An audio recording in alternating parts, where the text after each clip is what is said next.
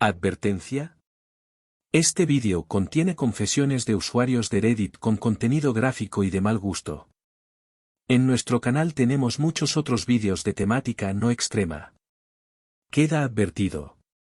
Tenía una hemorragia muy activa proveniente de una herida de bala en su esternón. Le negaron medicamentos para modificar el dolor hasta cierto punto y se deliraba por el dolor.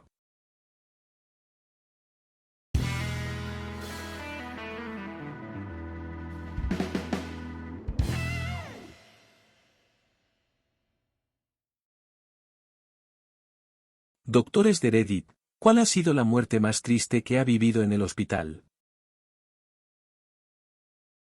Un niño de 3 años había quedado al cuidado de la mejor amiga de mamá. Fue golpeado, quemado y sodomizado. Fue encontrado en estado crítico cuando una amiga y su novio llamaron al 911 después de que se cayera por las escaleras. Daño cerebral irreversible. No podía imaginar el dolor por el que pasó. Murió unas semanas después. Afortunadamente, amigo y novio finalmente fueron a juicio y fueron encerrados. Me destrozó durante bastante tiempo.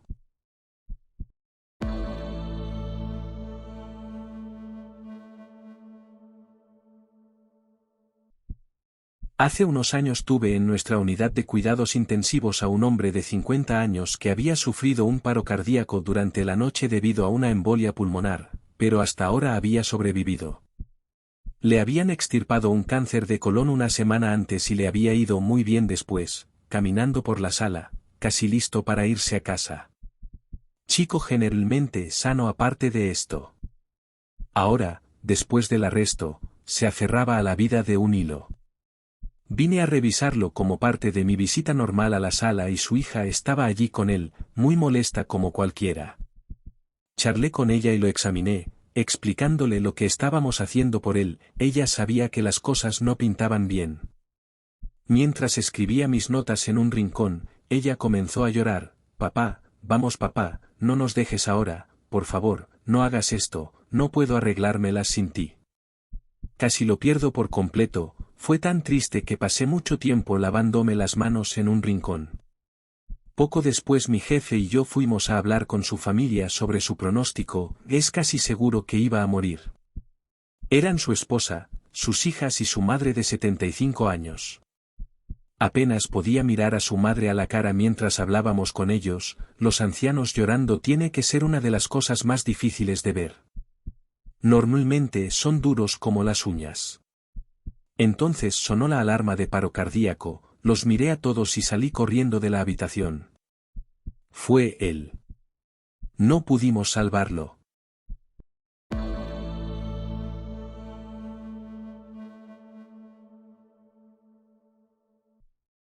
Una mujer de mediana edad vino a urgencias por un fuerte dolor de cabeza. Por lo demás, estaba sana. Un escáner cerebral mostró que tenía cáncer cerebral en etapa 4 y se estimaba que le quedaban entre 10 y 14 días de vida. Su juicio y comprensión se vieron afectados por el tumor, por lo que no entendía lo que estaba sucediendo.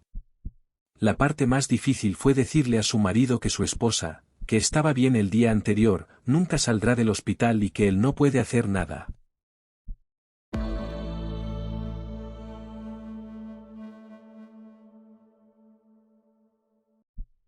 Residente de anestesia en St. Louis, en mi rotación pediátrica. Fui al servicio de urgencias por una herida de bala, llegué a la sala de traumatología y encontré una multitud de proveedores haciendo compresiones torácicas a una niña que no podía tener más de 4 años. Tenía una hemorragia muy activa proveniente de una herida de bala en su esternón. Intubado, acceso intravenoso, le dieron líquidos, EPI y después de 20 minutos de codificación lo llamaron. El peso colectivo sobre todos los presentes en la sala era palpable. Nadie la conoció por más de 20 minutos, pero maldita sea, es triste cuando muere un niño inocente.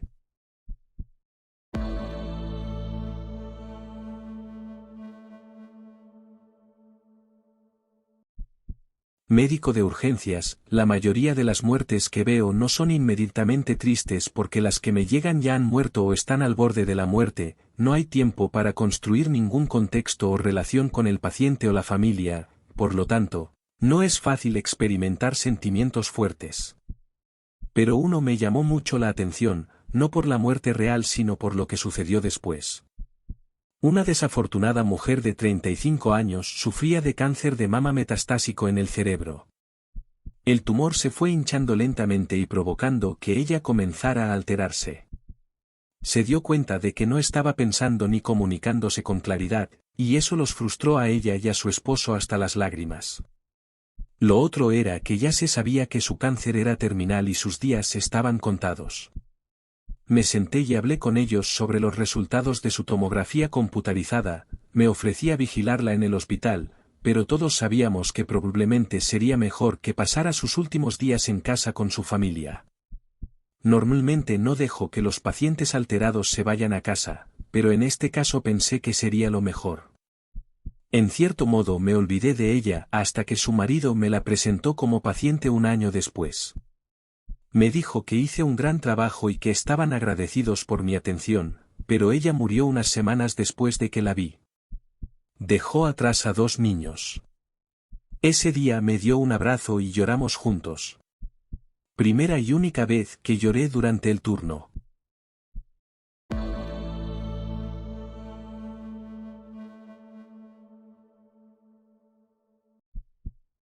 Mi hermana, que tenía 35 semanas de embarazo, casi no pudo con mi sobrina la semana pasada. Contrajo un virus que realmente solo se ha observado en Maryland en una persona inmunodeprimida. Casi perdemos a ambos. Fue fácilmente la peor, más traumática y surrealista experiencia de mi vida. No puedo imaginar por lo que pasaste. Mi más sentido pésame, lo siento mucho. Para todos los que preguntan qué tipo de virus, es un virus suprarrenal. Un virus invisible puede haber sido una mala selección de terminología por mi parte. Abarca desde un resfriado común hasta neumonía y una gran cantidad de otros virus, sin embargo, los efectos patológicos de esta versión solo se han observado en Maryland. Ella se está convirtiendo en un caso de estudio a través del hospital universitario de nuestra importante universidad. Comenzó causando una arritmia en su corazón, bajando su potasio, colapsando su pulmón derecho, comprometiendo su hígado y riñones y provocando 35 libras de retención de líquidos. Descubrieron que esta versión del virus devora el músculo del huésped hasta el punto de fallar. Mi familia se estaba preparando de todo corazón para un funeral para mi sobrina o mi hermana por nacer en ese momento. Los CDC estuvieron involucrados en el caso y extrajeron su placenta después del nacimiento para obtener más información. Además, hubo una buena parte del tiempo que no pudimos determinar cuál era la causa, y a ella le negaron medicamentos para modificar el dolor hasta cierto punto y se deliraba por el dolor. Unos días después del alta hospitalaria, todavía tiene 20 libras de líquido. Sin embargo, curiosamente hemos descubierto que el virus aumentó sus niveles de producción de insulina a pesar de ser diabética durante varios años. No tienen explicación para tal suceso. La literatura es aparentemente muy limitada. De ninguna manera pretendo que mis conocimientos médicos sean absolutos. Esto es más bien una reiteración de los Dr. Explicaciones y experiencias personales y potencialmente podrían estar plagadas de errores. Aunque esta es mi experiencia personal.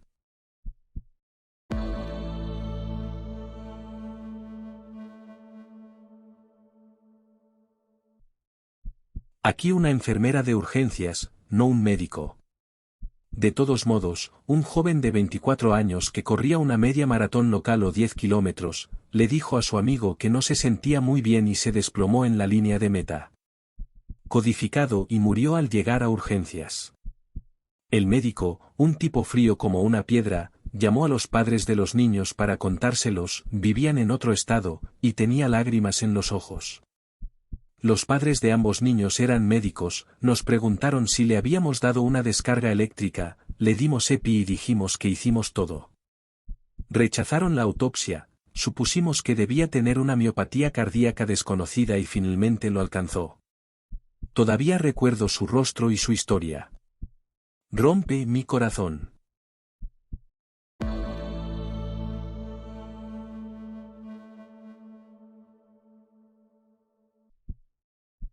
Hay algunos que se quedan conmigo.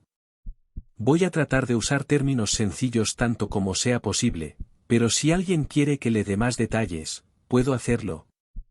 Una mujer de 32 años desarrolló un intestino necrótico, tripas muertas.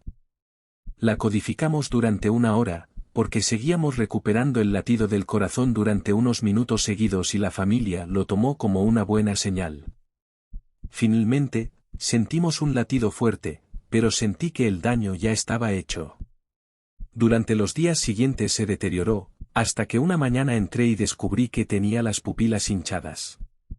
Estaba absolutamente muerta de cerebro. Terminó siendo retirada del soporte vital ese día, el día 12 de su hijo. Una señora de 47 años con cáncer de mama metastásico, pero sin familia y que vivía en la pobreza absoluta, los costes sanitarios la arruinaron, prácticamente. Lo único que tenía era una casa, pero no había electricidad, agua ni gas para calentar el lugar. Ella vino una noche diciendo que tenía mucho frío y que no había comido en unos días. La ingresamos y murió al día siguiente. Ni familia, ni amigos, lo único que tenía con ella era un testamento escrito dejando todo lo que poseía, su casa, a una iglesia local. Un señor que era veterano de la guerra de Vietnam vino porque ya no podía tragar. Tenía un horrible cáncer de hueso en la mandíbula, por lo que su mandíbula inferior izquierda había crecido hasta el punto en que ya no podía cerrar la boca y los dientes se le metían en los labios. No tenía otro seguro que el seguro va para veteranos, y como quería recibir cuidados reconfortantes, querían jugar para conseguirle cualquier tipo de nutrición intravenosa a largo plazo. Mientras estaba atrapado en el limbo del seguro, en realidad solo podíamos darle analgésicos y verlo marchitarse. También murió solo y tuvo un pequeño servicio en el DAV local donde otros veterinarios se presentaron para presentar sus respetos a un hermano caído.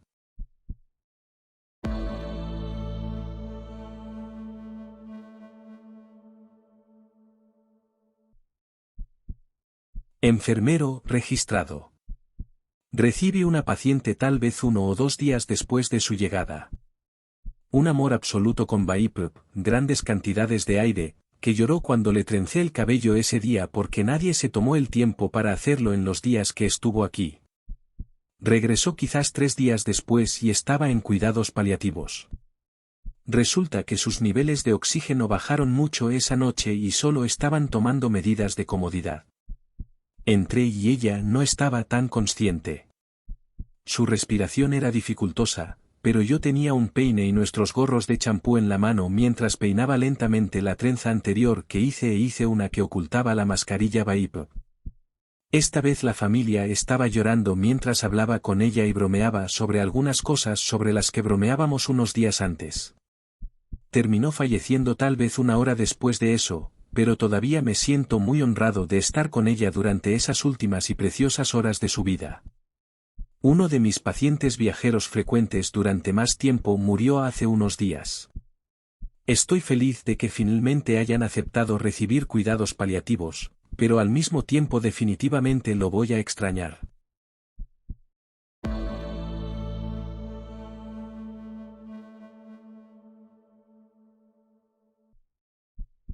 Enfermera en la UCI médica aquí. Una vez cuidé a una sobreviviente de cáncer de mama de aproximadamente 30 años. La mujer había tenido un hijo 6 meses antes y el cáncer regresó agresivamente. Las pruebas y las imágenes confirmaron que el cáncer se había extendido a los pulmones, el hígado, los riñones y la columna. Fue tratada desde el cuello hacia abajo por insuficiencia hepática aguda, sepsis, insuficiencia respiratoria y enfermedad renal aguda. Estaba ictérica de pies a cabeza, traqueada y ventilada, necesitaba un catéter suprapúbico que drenaba la orina con sangre, cambios diarios de vendaje para sus úlceras por presión en etapa 4, su piel supuraba líquido seroso, requería diálisis continua, narcóticos intravenosos para mitigar el dolor y tenía las 24 horas del día, fuertes antibióticos y antifúngicos para tratar sus infecciones actuales. Cerca del final de su vida, necesitó 3 medicamentos presores diferentes e infusiones continuas de glóbulos rojos y plaquetas para mantener sus niveles sanguíneos y su presión arterial. Después de todas estas duras y invasivas intervenciones médicas, no mejoraba. Sin embargo, todavía estaba mentalmente estable, podía responder preguntas de sí o no y su esposo sostenía su teléfono para que ella pudiera hablar por FaceTime con su hijo todas las noches. Debido a su implacable enfermedad, el equipo médico alentó al marido a realizarle cuidados de confort y a retirar las intervenciones para dejarla pasar cómodamente. El marido se negó a retractarse de su estatus de código completo y aún esperaba que ella mejorara. La noche que la tuve necesitó 7 unidades de sangre, 3 infusiones de plaquetas y sangraba por todos los orificios debido a una CID progresiva. Teníamos 2 carros de emergencia listos afuera de su habitación y un montón de enfermeras sombrías listas para codificarla. Su caso era tan sombrío que los médicos promulgaron un cambio de estatus en el código de 2 médicos para que ella recibiera cuidado de confort en contra de los deseos de los maridos de retirarle la atención. Salí a las 7:30 de la mañana y ella murió a las 10 de la mañana.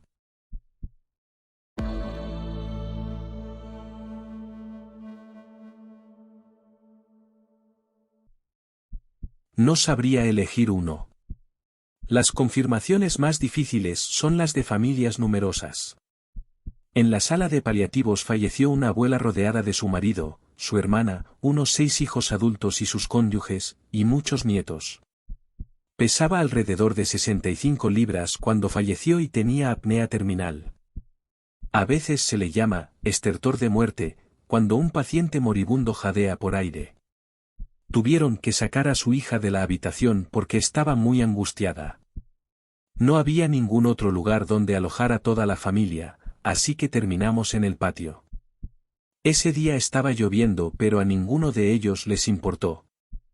Los niños no entendían y seguían jugando, así que terminé llevándolos al otro extremo para mostrarles las flores mientras el equipo de cuidados paliativos hablaba con la familia.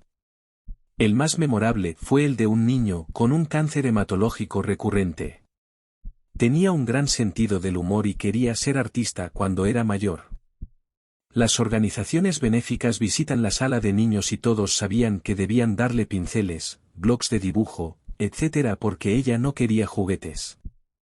Las enfermeras colocaron sus muchos dibujos en la estación de enfermería. Sus padres estaban realmente luchando con todas las citas, la carga financiera, etc., así que, para mi sorpresa, la madre quedó embarazada. Esperaban un trasplante de células madre del cordón umbilical. La sangre del cordón umbilical es una fuente importante de células madre, que podrían usarse para el tratamiento de su hija. Su hija murió repentinamente de una infección semanas antes de que la madre diera a luz.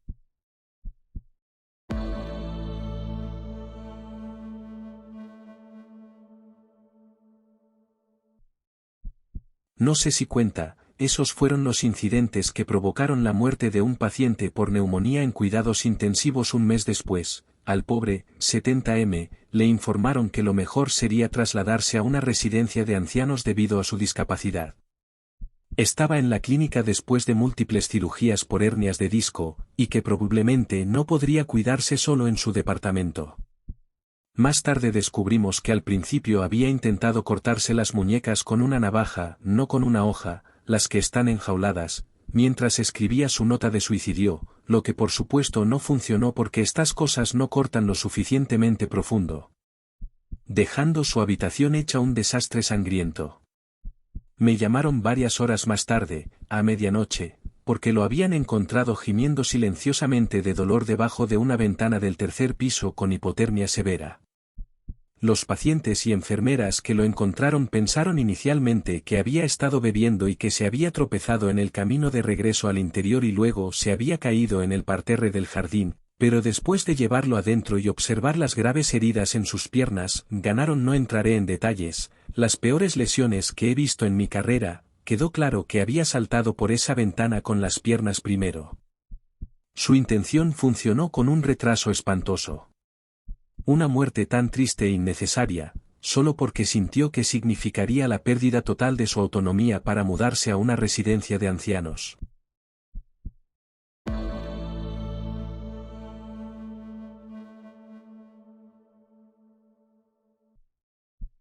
La expresión de los rostros de los padres es siempre lo que me atrapa. Pero estoy realmente sorprendido por su capacidad para, normalmente, mantener la calma y tomar decisiones a pesar del caos. Tuve un bebé de 5 meses que nació prematuro. Paro respiratorio en el campo, pero a los médicos no les importa el excelente equipo para neonatos, por lo que literalmente corrieron toda la cuadra hasta nuestra sala de emergencias con el niño en brazos mientras le hacían RCP. El médico estaba colocado en la cabecera de la cama con el TET en la mano, pero el niño se movía demasiado, por lo que necesitábamos medicamentos RSI a bordo. Nadie pudo acceder. 3 enfermeras y un técnico, que trabajó en la sala de emergencias de pediatría durante más de 20 años, no pudieron conseguir nada después de más de 10 intentos. Miré al técnico y le dije, consigue el taladro. Toda la habitación se giró y me miró como si estuviera loca. Asentí y comencé a preparar la pierna mientras ella hacía el taladro. Le pedí que se parara con la mamá y le explicara lo que estaba a punto de suceder mientras cargaba el yo y trataba de controlar mi mano temblorosa. La madre se quedó quieta, con lágrimas corriendo por su rostro, escuchando solo a medias lo que le decía el técnico. Podía sentir sus ojos ardiendo en mí, deseando que hiciera algo por su bebé. Respire profundamente, con la mano estabilizada y taladrada. Juro por Dios que todos en esa habitación estaban conteniendo la respiración. Tire hacia atrás de la jeringa y aspire la médula. Pocos cc de descarga para abrirlo y estábamos listos para comenzar. Le administraron medicamentos, el médico lo intubó momentos después y el niño comenzó a recuperarse casi de inmediato. Aseguré el tubo cuando apareció el equipo de transporte de pediatría para llevar al niño a la UCI de nuestro hospital hermano. Cuando el equipo de transporte salió por la puerta principal, miré dentro de la habitación 3, nunca la olvidaré, y vi el desastre absoluto que habíamos causado. Allí sentado, en medio de la cama, estaba el taladro y yo. Me senté y lloré a mares allí mismo, en medio de la estación de enfermeras. El siguiente paciente que vi fue un niño de 6 años con un leve ataque de asma. La mamá me gritó cuando traje nada más que un neb y me dijo que soy jodidamente retrasada y que no se me debería permitir ser enfermera. Me dijo que la gente muere a diario porque soy muy estúpida. Si te ha gustado el vídeo, suscríbete para ver más contenido así, esto me animaría a seguir subiendo este tipo de historias a YouTube. Dale un tremendo likeazo al vídeo y suelta un pedazo de comentario con tu experiencia.